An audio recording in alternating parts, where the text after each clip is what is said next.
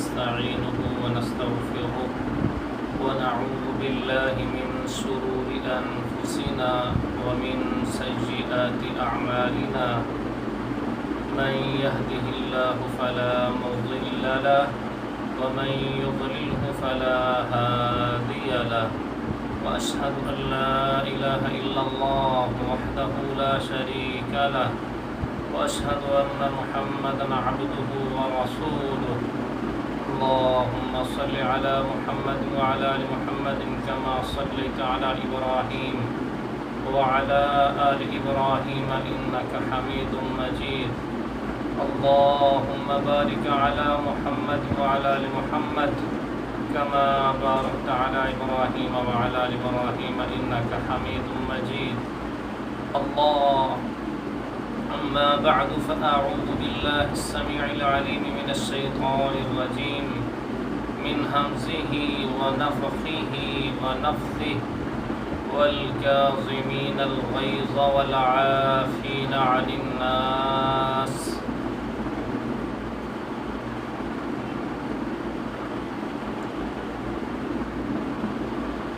اللہ رب العزت نے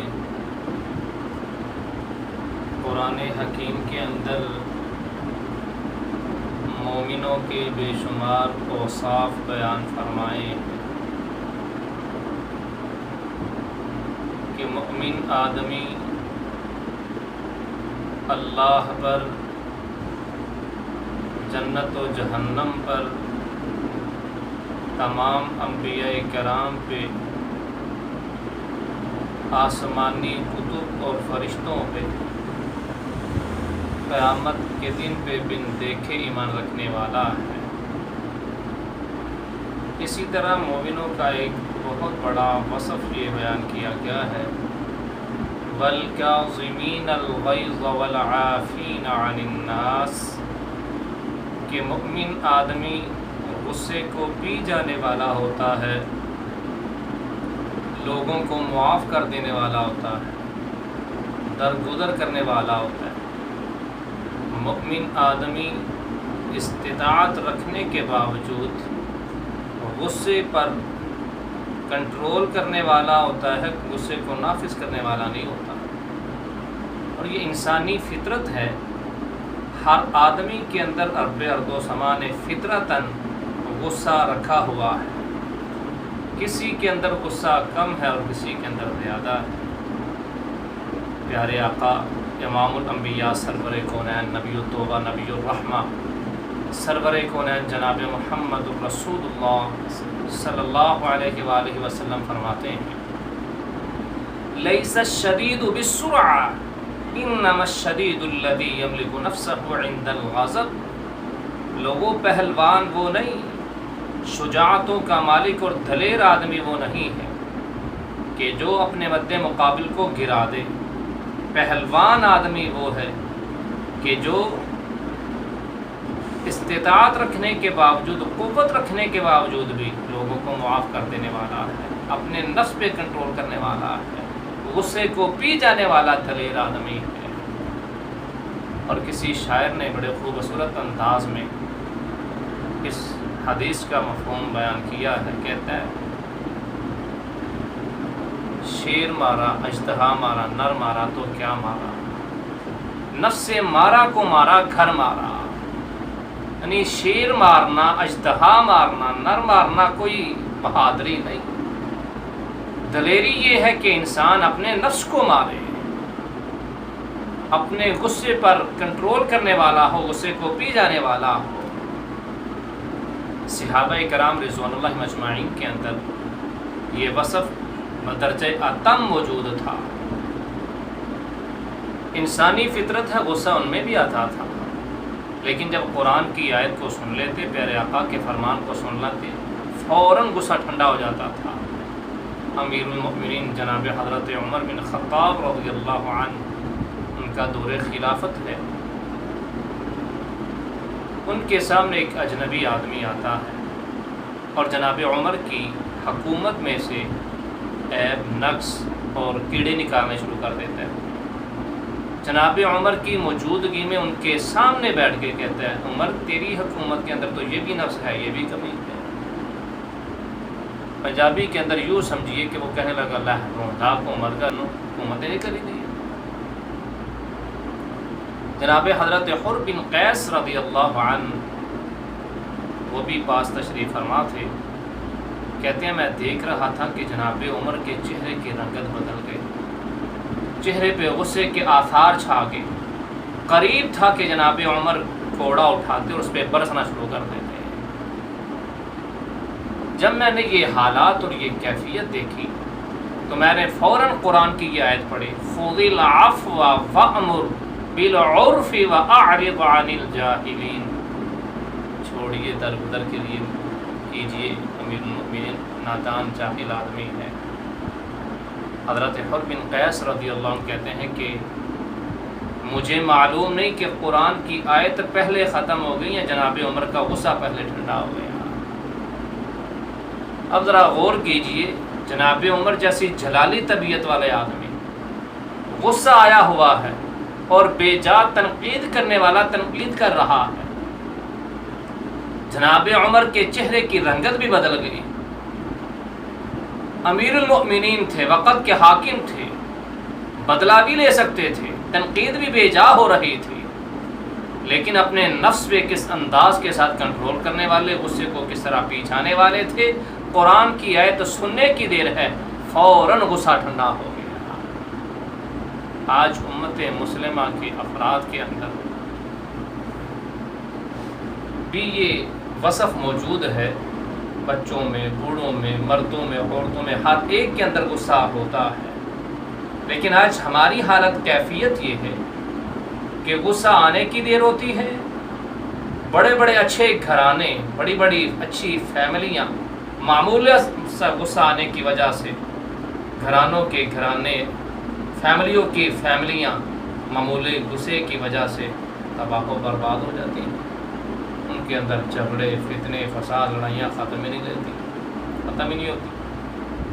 پھر ہوتا کیا ہے، دو دوست، بڑی اچھی دوستی ہوتی ہے، بڑی دیر کا یارانہ ہوتا ہے، کھانا پینا اکٹھا، اٹھنا بیٹھنا اکٹھا ہوتا ہے، معمولی سا غصہ آیا، غصہ آنے کی دیر ہوتی ہے کہ وہ یارانے، وہ دوستیاں معمولی غصے کی وجہ سے دشمنیوں کے اندر تبدیل ہو جاتی ہیں، ایک دوست دوسرے دوست کو قتل کرنے پہ آمادہ اور تیار ہو جاتا ہے۔ وجہ سبب کیا بنتی ہے؟ معمولی سا غصہ۔ میاں بیوی کے اندر اچھی محبت ہوتی ہے، ذرا سا غصہ آنے کی دیر ہوتی ہے، غصے کی وجہ سے اچھا گھرانہ میاں بیوی کے اندر ناچاکی پیدا ہو جاتی ہے، اور جو غصہ بڑھتا چلا جاتا ہے نوبت طلاق تک پہنچ جاتی ہے۔ اور عزیز بھائیوں، یہ غصہ شیطان کی طرف سے آتا ہے، اور شیطان یہ نہیں چاہتا کہ مسلمانوں کے اندر اتفاق و اتحاد ہو، بھائیوں کے اندر پیار ہو، میاں بیوی کے اندر محبت ہو، والدین کی فرما برداری ہو، اولاد والدین کی فرما بردار ہو، ادب کرنے والی ہو۔ شیطان تو یہ چاہتا ہے کہ امت مسلمہ کے اندر نفرتیں قدورتیں ہوں، لڑائیاں جھگڑے ہوں، دھوریاں ہوں، فتنے فساد ہوں، بہن بھائیوں کے اندر جھگڑے ہوں، میاں بیوی کے اندر ناچاکی ہو۔ شیطان تو یہ چاہتا ہے۔